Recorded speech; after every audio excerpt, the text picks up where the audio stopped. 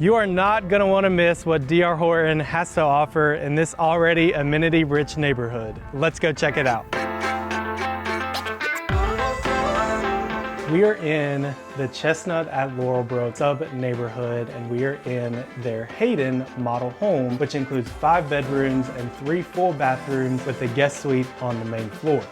In Chestnut at Laurel Brook, they have tons of floor plan options, with floor plans including 1 to 2 stories, 2 to 4 full bathrooms, 1,500 square feet up to 3,100 plus square feet, and prices start at mid $300,000. DR Horton has something for everyone, but enough with all the facts. Let's go check out their model home.